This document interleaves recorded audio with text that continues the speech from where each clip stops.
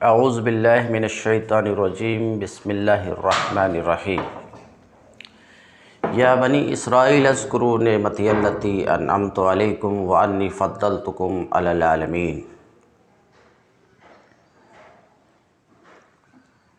باب العلم انواریہ educational society و جامعہ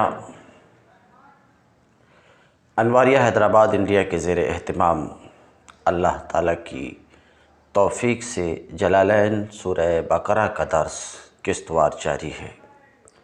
آج کا درس سورہ بقرہ کی آیت نمبر 122 سے شروع ہوتا ہے۔ اللہ رب العزت ارشاد فرماتا ہے، یا بنی اسرائیل اذکروا نعمتی التی انعمت علیکم وانی فضلتکم علی العالمین۔ اے بنی اسرائیل،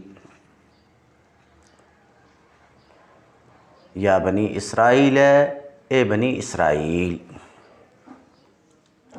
یہاں سے ایک دوسرا سلسلہ تقریر شروع ہوتا ہے۔ ترجمہ میں بعد میں کروں گا۔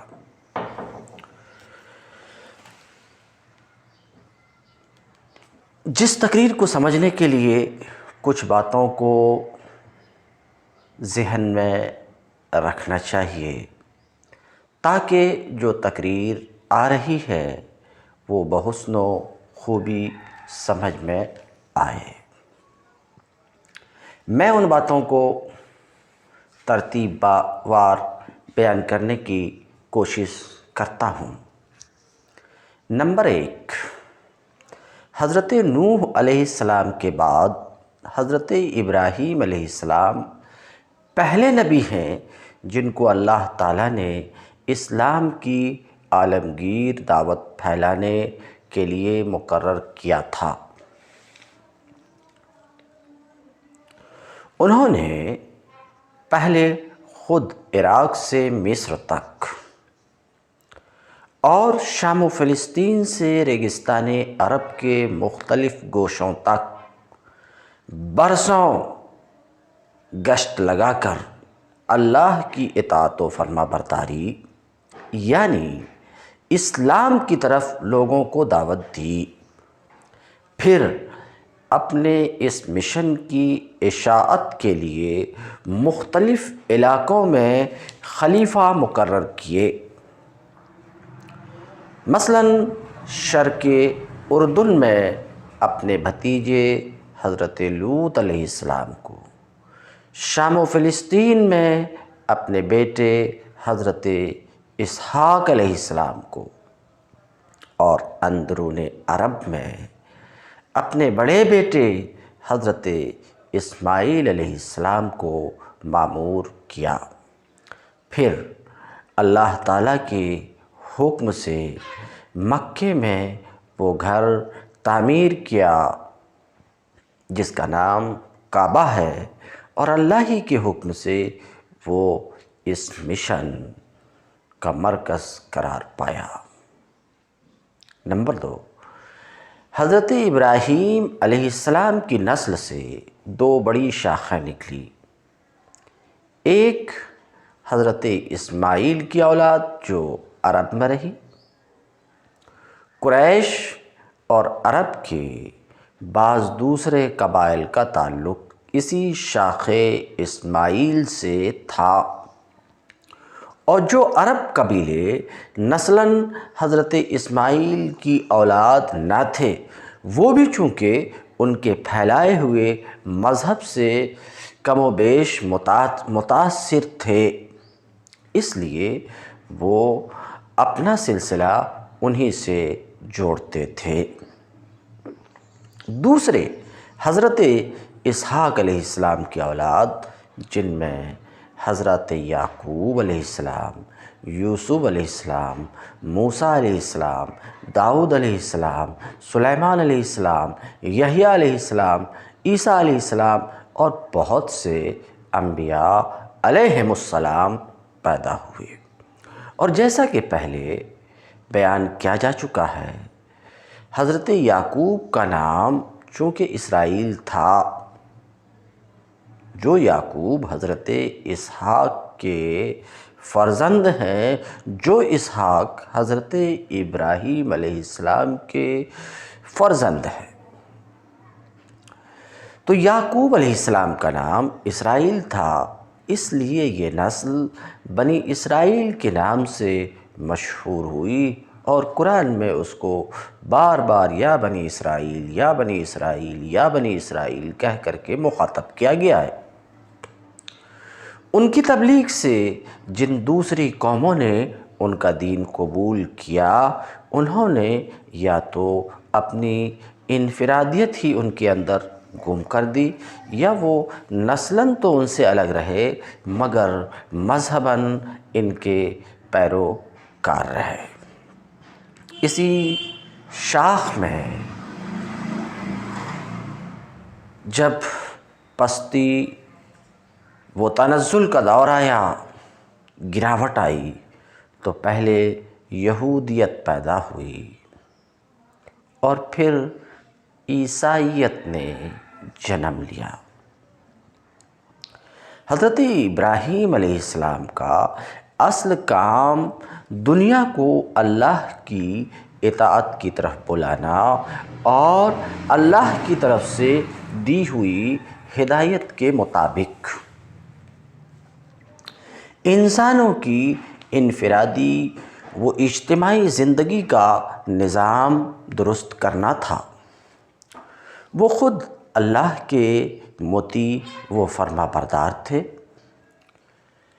اس کے دیے ہوئے علم کی پیروی کرتے تھے، دنیا میں اس علم کو حضرت ابراہیم پھیلاتے تھے اور کوشش کرتے تھے کہ تمام انسان مالک کائنات کے فرما بردار رہیں۔ یہی خدمت تھی جس کے لیے وہ دنیا کے امام اور پیشوا بنائے گئے تھے۔ تو امامت و پیشوائی اس کے لیے ہے جس کا مقصد یہ اس خدمت کو انجام دینا ہے، جو اس خدمت کو انجام دینے کے لیے ہمہ وقت کوشاں رہے۔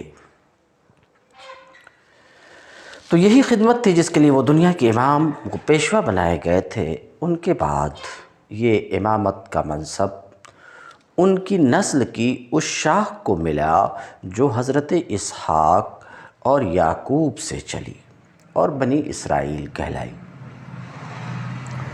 اسی میں انبیاء پیدا ہوتے رہے، اسی کو راہ راست کا علم دیا گیا، اسی کے سپرد یہ خدمت کی گئی کہ اس راہ راست کی طرف اقوام عالم کی رہنمائی کرے۔ اور یہی وہ نعمت تھی جسے اللہ تعالیٰ بار بار اس نسل کے لوگوں کو یاد دلا رہا ہے۔ یا بنی اسرائیل اذکروا نعمتی التی انعمت علیکم وانی فضلتکم علی العالمین۔ اس شاخ نے حضرت سلیمان علیہ السلام کے زمانے میں بیت المقدس کو اپنا مرکز قرار دیا۔ اس لیے جب تک یہ شاخ امامت کے منصب پر قائم رہی، بیت المقدس ہی دعوت اللہ کا مرکز اور خدا پرستوں کا قبلہ رہا۔ نمبر 4، گزشتہ 10 رکوعوں میں اللہ تبارک و تعالیٰ نے بنی اسرائیل کو خطاب کر کے ان کی تاریخی فرد قرارداد جرم اور ان کی وہ موجودہ حالت جو نزول قرآن کے وقت تھی بے کم و کاست پیش کر دی، اور ان کو بتا دیا کہ تم ہماری اس نعمت کی انتہائی ناقدری کر چکے ہو جو ہم نے تمہیں دی تھی۔ تم نے صرف یہی نہیں کیا کہ منصب امامت کا حق ادا کرنا چھوڑ دیا، بلکہ خود بھی حق اور راستی سے پھر گئے، اور اب ایک نہایت قلیل عنصر صالح کے سوا تمہاری پوری امت میں کوئی صلاحیت باقی نہیں رہی ہے۔ نمبر 5، اس کے بعد اب انہیں بتایا جا رہا ہے، بنی اسرائیل کو سمجھایا جا رہا ہے کہ امامت ابراہیم کے اولاد کی میراث نہیں ہے، بلکہ یہ امامت اس سچی اطاعت و فرما برداری کا پھل ہے جس میں ہمارے اس بندے نے اپنی ہستی کو گم کر دیا تھا۔ اس کے مستحق صرف وہ لوگ ہیں جو ابراہیم کے طریقے پر چلیں۔ گدی نشینی، جانشینی، سجادگی صرف ان لوگوں کے لیے جو ابراہیم کے طریقے پر خود چلیں اور دنیا کو اس طریقے پر چلانے کی خدمت انجام دیں، چونکہ تم اس طریقے سے، ابراہیم کے طریقے سے ہٹ گئے ہو اور اس خدمت کی اہلیت پوری طرح کھو چکے ہو، لہٰذا تمہیں امامت کے منصب سے اب معزول کیا جاتا ہے۔ نمبر 6، ساتھ ہی اشاروں میں یہ بھی بتا دیا جاتا ہے کہ جو غیر اسرائیلی قومیں موسیٰ علیہ السلام اور عیسیٰ علیہ السلام کے واسطے سے حضرت ابراہیم علیہ السلام کے ساتھ اپنا تعلق جوڑتی ہیں، وہ بھی ابراہیمی طریقے سے ہٹی ہوئی ہیں۔ نیز مشرکین عرب بھی جو ابراہیم و اسماعیل علیہم السلام سے اپنے تعلق پر فخر کرتے ہیں، محض نسل و نسب کے فخر کو لیے ہوئے بیٹھے ہیں۔ آج بھی اس امت میں ایسے لوگوں کا انبار ہے جو نسل و نسب کے فخر کو لیے بیٹھے ہیں اور دین اسلام اور شریعت سے کوسوں دور ہیں۔ ورنہ ابراہیم و اسماعیل کے طریقے سے اب ان کو دور کا واسطہ بھی نہیں رہا ہے، لہٰذا ان میں سے بھی کوئی امامت کا مستحق نہیں ہے۔ نمبر 7، پھر یہ بات ارشاد ہوتی ہے کہ اب ہم نے ابراہیم علیہ السلام کی دوسری شاخ بنی اسماعیل میں وہ رسول پیدا کیا ہے جس کے لیے ابراہیم اور اسماعیل نے دعا کی تھی۔ اس کا طریقہ وہی ہے جو ابراہیم، اسماعیل، اسحاق، یعقوب اور دوسرے تمام انبیاء کا طریقہ تھا۔ اور اس بات کو نوٹ کر لیجئے، تمام انبیاء کا دین ایک تھا اور وہ اسلام تھا۔ ہر نبی مسلم تھا اور ہر نبی کا دین اسلام تھا۔ تو ابراہیم علیہ السلام اور اسماعیل علیہ السلام کا طریقہ وہی تھا جو اسحاق، یعقوب اور دوسرے تمام انبیاء کا طریقہ تھا۔ وہ اور اس کے پیرو تمام ان پیغمبروں کی تصدیق کرتے ہیں جو دنیا میں اللہ رب العزت کی طرف سے آئے ہیں اور اسی راستہ کی طرف دنیا کو بلاتے ہیں جس کی طرف سارے انبیاء دعوت دیتے چلے آئے ہیں۔ لہٰذا اب امامت کے مستحق صرف وہ لوگ ہیں جو رسول کی پیروی کریں۔ نمبر 8، تبدیل امامت کا اعلان ہونے کے ساتھ ہی قدرتی طور پر تحویل قبلہ کا اعلان ہونا بھی ضروری تھا۔ جب تک بنی اسرائیل کی امامت کا دور تھا، بیت المقدس مرکز دعوت رہا اور وہی قبلہ اہل حق بھی رہا۔ خود نبی کریم صلی اللہ علیہ وسلم اور آپ کے پیرو بھی اس وقت تک بیت المقدس ہی کو قبلہ بنائے رہے، مگر جب بنی اسرائیل اس منصب سے باضابطہ معزول کر دیے گئے تو بیت المقدس کی مرکزیت آپ سے آپ ختم ہو گئی، لہٰذا اعلان کیا گیا کہ اب وہ مقام دین الہی کا مرکز ہے جہاں سے اس رسول کی دعوت کا ظہور ہوا ہے۔ اور چونکہ ابتدا میں ابراہیم علیہ السلام کی دعوت کا مرکز بھی ابراہیم علیہ السلام کی دعوت کا مرکز بھی یہی مقام تھا، اس لیے اہل کتاب اور مشرکین کسی کے لیے بھی یہ تسلیم کرنے کے سوا کوئی چارہ نہیں ہے کہ قبلہ ہونے کا زیادہ حق کعبے ہی کو ہے۔ ہر درمی کی بات دوسری ہے، وہ حق کو حق جانتے ہوئے بھی اعتراض کیے چلے جائیں۔ نمبر 9، امت محمد صلی اللہ علیہ وسلم کی امامت اور کعبے کی مرکزیت کا اعلان کرنے کے بعد ہی اللہ تعالیٰ نے 19ویں رکوع سے آخر سورہ بقرہ تک مسلسل اس امت کو وہ ہدایات دی ہیں جن پر اسے عمل پیرا ہونا چاہیے۔ اب ترجمہ سماعت فرمائیں۔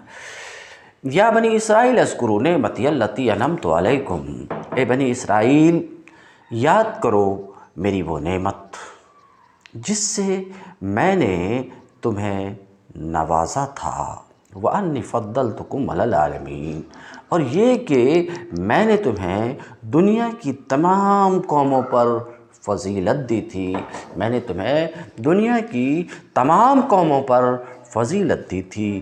وَاتَّقُوا يَوْمًا لَا تَجْزِي نَفْسٌ عَن نَفْسٍ شَيْئًا وَلَا يُقْبَلُ مِنْهَا عَدْلٌ وَلَا تَنْفَعُهَا شَفَاعَةٌ وَلَا هُمْ يُنصَرُونَ۔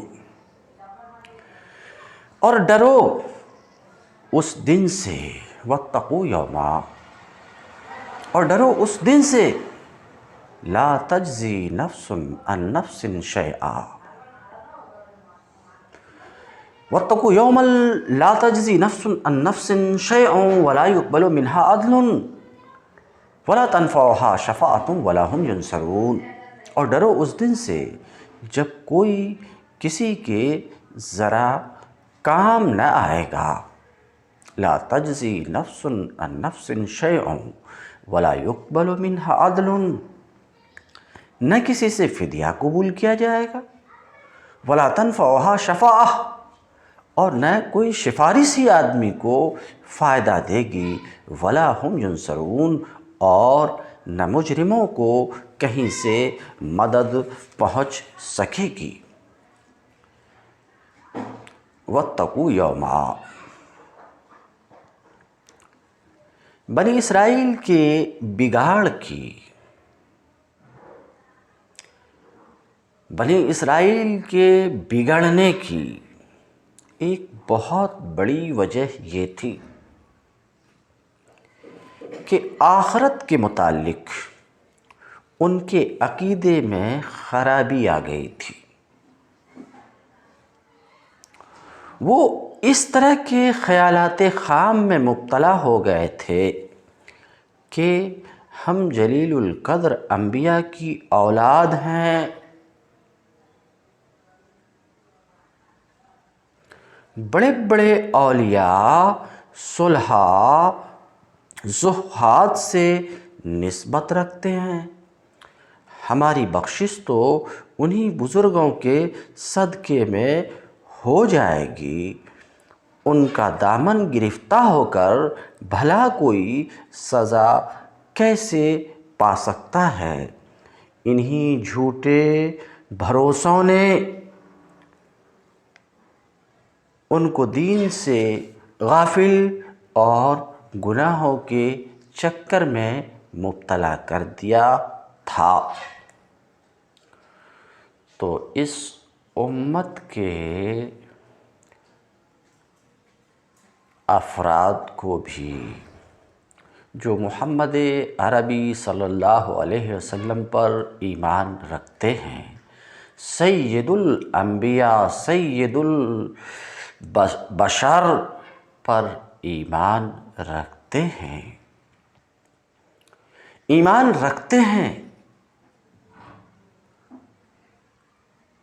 ان ایمان رکھنے والوں کو بنی اسرائیل جس سبب سے بگڑے، جس بڑی وجہ سے گمراہ ہوئے، کفر میں مبتلا ہوئے، اور وجہ ابھی آپ نے سماعت فرمائی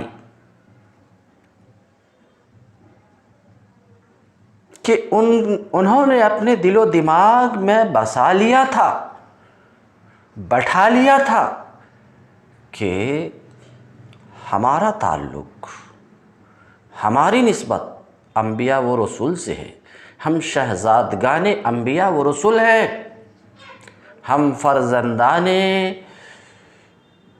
موسیٰ و ہارون، یوسف و یعقوب و اسحاق و ابراہیم ہیں، اور اتنے بڑے بڑے انبیاء کے فرزندان ہم ہیں، اللہ نے ہمیں ان کی فرزندگی عطا کی ہے، شہزادگی سے نوازا ہے، تو ظاہر سی بات ہے کہ اب ہم چاہے کچھ بھی کریں، جہنم تو ہمیں ٹچ نہیں کر سکتی۔ یہ چیز بڑی حد تک بنی اسرائیل کو لے ڈوبی، اس لیے اس چیز سے اس امت کے لوگوں کو بھی، امت محمدیہ کو بھی متنبہ رہنا چاہیے اور ہوشیار رہنا چاہیے کہ یہ خام خیالی اپنے اندر پیدا نہ ہونے دیں، ورنہ تو جاہل خطباء اور جاہل شعراء تھپکی دے کر لوریاں آپ کو سناتے رہیں گے اور کہتے رہیں گے روز قیامت کا وہ سورج ہم کو کیا جھلسائے گا، خود ہی جھلسا جائے گا، خود ہی جھلسا جائے گا، لوری سناتے جائیں گے۔ سو جاؤ، ٹینشن نہیں لو، اس دن کے بارے میں فکر کرنے کی ضرورت نہیں ہے نا ہمارے لوگ، کب کام آئیں گے، اس دن کام نہیں آئیں گے تو سب بگڑی انہیں بنا دیں گے۔ اب اطمینان سے رہو، جو دل میں آئے وہ کرو، یہ لوریاں سناتے رہیں گے جاہل خطباء اور جاہل شعراء، خبردار ان لوریوں میں نہیں آنا، بلکہ اللہ رب العزت کے اس قول کو پیش نظر رکھنا، وَاتَّقُوا يَوْمًا لَا تَجْزِي نَفْسٌ عَن نَفْسٍ شَيْئًا وَلَا يُقْبَلُ مِنْهَا عَدْلٌ وَلَا تَنْفَعُهَا شَفَاعَةٌ وَلَا هُمْ يُنصَرُونَ۔ اللہ رب العزت کے اس فرمان کو اپنے پیش نظر رکھنا اور جاہل خطباء اور جاہل شعراء کی لوریوں سے اپنے آپ کو بچانا، جو شفاعت کا خواب دکھلا کے شفاعت حق ہے، مگر کون نہیں جانتا ہے کہ چلایا اس کو جا سکتا ہے جس میں چلنے کی قابلیت ہے، مردے کو نہیں چلایا جا سکتا۔ ہاں، وہ اہل ایمان جنہوں نے اپنی حد تک بھرپور کوشش کی اللہ کی نافرمانیوں سے بچنے کی، اللہ کے احکام کو بجا لانے کی کوشش کی، پھر بھی کمی رہ گئی کچھ، یقیناً ایسے لوگوں کو شفاعت کام دے گی۔ مگر جنہوں نے کوشش ہی نہیں کی، جنہوں نے اچھے کام ہی نہیں کیے، جو بگڑے کے بگڑے رہے، نہ سدھرنا چاہا نہ سدھرنے کی کوشش کی، ایسے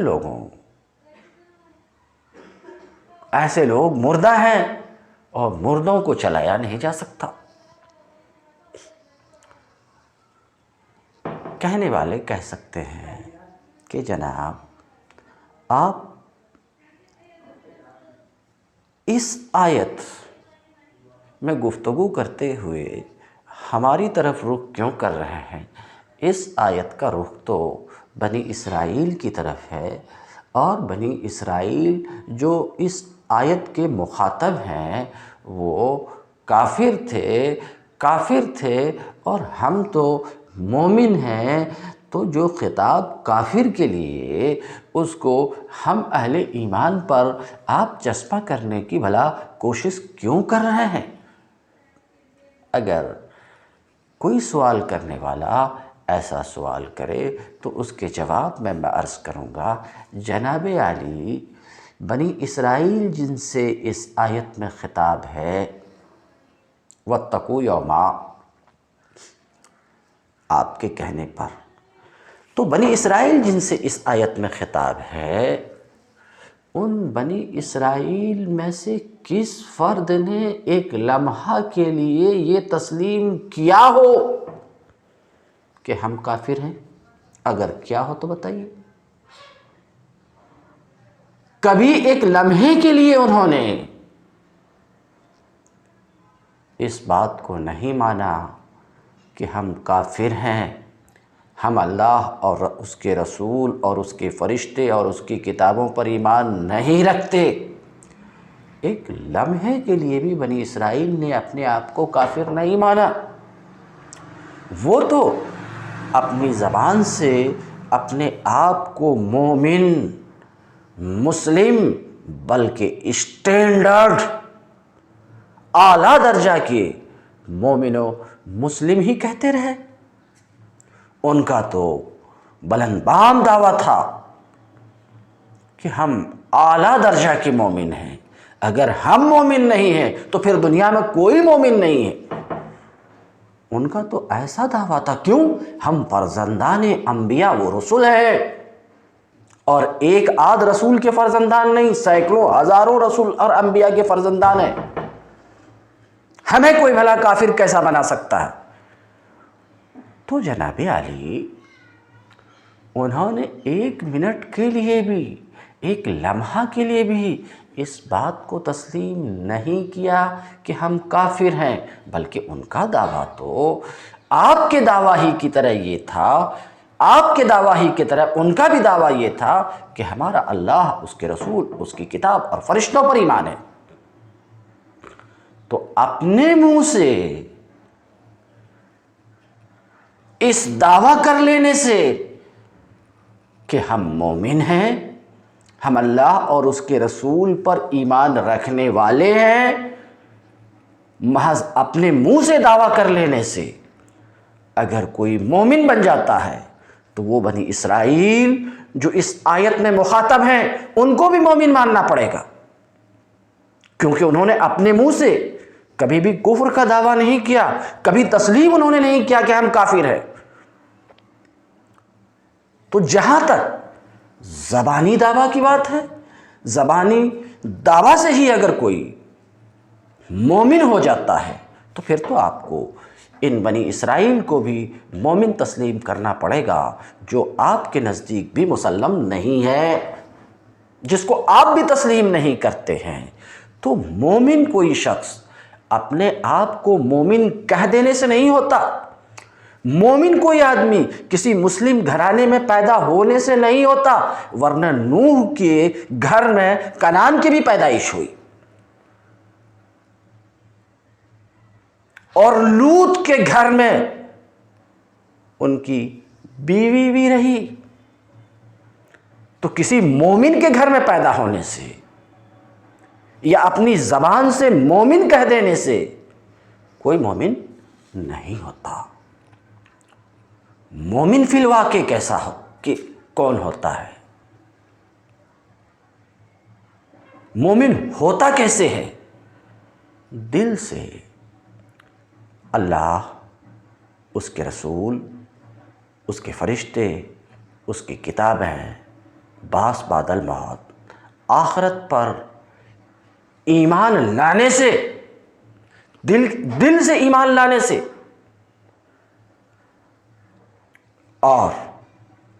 اور اللہ کی ذات و صفات میں کسی کو شریک نہ کرے،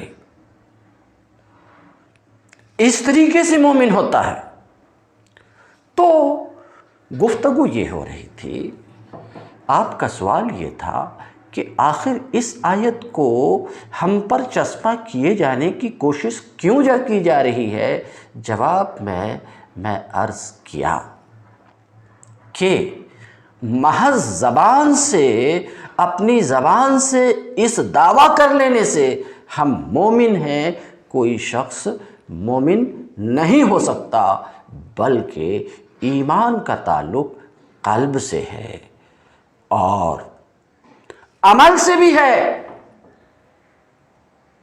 جمہور محدثین کا مذہب بھی یہ ہے۔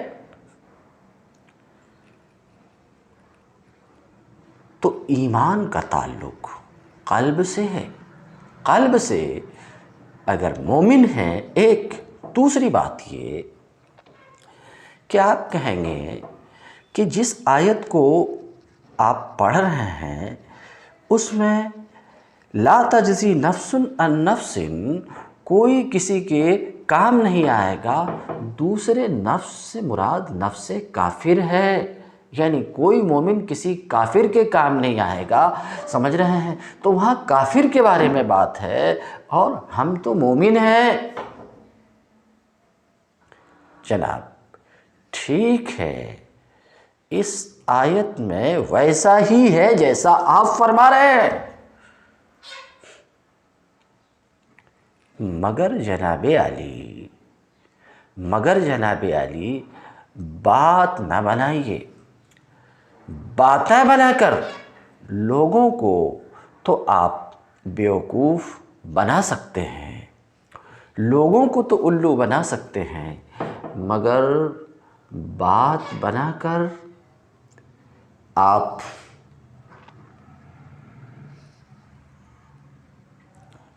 اللہ تعالیٰ کو نہیں پڑھا سکتے۔ میں یہ نہیں کہہ رہا ہوں کہ دوسرے نفس سے نفس کافر مراد نہیں ہے،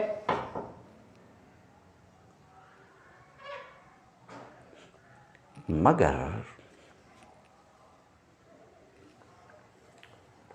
صورتحال یہ ہے کہ آپ کی اس بات کو تسلیم ہم کرتے ہیں کہ دوسرے نفس سے مراد نفس کافر ہے، مگر جناب علی کچھ باتیں ایسی ہوتی ہیں جو ہر جگہ نہیں بولی جا سکتی،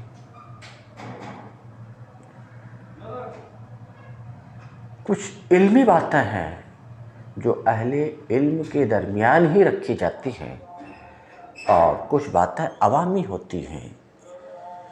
تو اس آیت میں اللہ رب العزت نے نفس عن نفس کے لفظ کا استعمال کیا ہے، نفس مومن عن نفس کافر، نفس مومنۃ عن نفس کافرۃ کے لفظ کا استعمال نہیں کیا ہے۔ میں یہ نہیں کہہ رہا ہوں مراد نہیں ہے، تو اللہ رب العزت نے جناب علی نفس کو دونوں جگہ مطلق رکھا ہے۔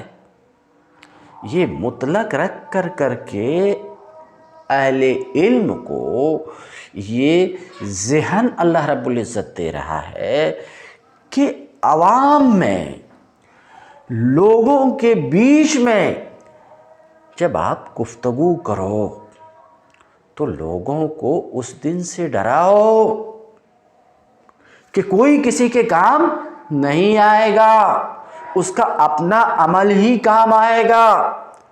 لوگوں کو ایسا میسیج دو، لوگوں کو یہ میسیج نہیں دو کہ ٹینشن نکو لینے کا، ہم ہیں نا، ہم سب ٹھیک کر دیں گے،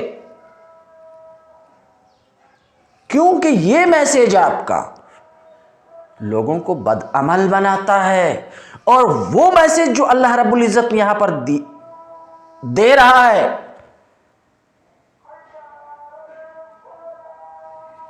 وہ باعمل بنانے والا میسیج ہے۔ باعمل بنو، آتم نربھر بنو، کسی سہارے پر ٹیک نہیں لگاؤ، خود تیاری کرو۔ تیاری نہیں کرو گے تو سوچو کیا ہوگا، کوئی کام نہیں آئے گا۔ تو یہاں پر اس طرح کا پیغام ہے عوام کے درمیان۔ میں جو کہنا چاہ رہا ہوں، عوام کے درمیان، جلسوں میں، لوگوں کے بیچ میں اس پیغام کو عام کرنے کی ضرورت ہے۔ واقعہ وہ ہے جو آپ کہہ رہے ہیں، مگر لوگوں کے درمیان اگر اس کے برخلاف لوگوں کے سامنے رکھیں گے تو لوگ بد عمل ہوں گے، عمل سے دور ہوں گے۔ ظاہر سی بات ہے عمل میں مشقت اور تکلیف ہے۔ جب ایسا ہے کہ عمل میں مشقت ہے، تکلیف ہے عمل میں، اور لوگوں کو آسان راستہ دکھائی دے گا، جو راستہ آپ لوگوں کو راتوں دن دکھاتے رہتے ہیں، تو اس سے لوگ بد عمل ہوں گے، اور ہو رہے ہیں۔ اس لیے خدا را لوگوں کو باعمل بنانے کی کوشش کیجیے، اور نصوص میں واضح اور صریح طور پر جو بات ہے وہی بات لوگوں کے سامنے رکھیے۔ مثلا واتقوا یوما، ڈرو اس دن سے جس دن کوئی کسی کے کام نہیں آئے گا، ولا یقبل منہا عدل،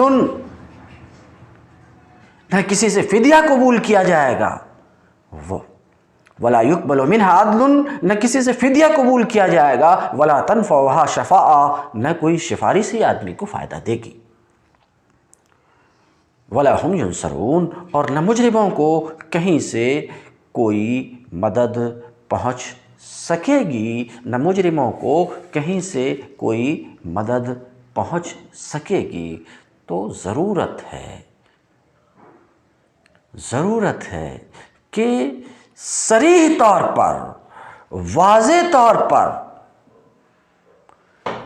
جس طریقے سے نصوص قرآن اور حدیث کے الفاظ صریح طور پر ہیں، اسی صریح طور پر لوگوں تک ان نصوص کو پہنچایا جائے، اور باعمل بنانے کی کوشش کی جائے۔ ولا هم ينصرون أي يمنعون من عذاب الله۔ تم الدرس اليوم، وآخر دعوانا أن الحمد لله رب العالمين۔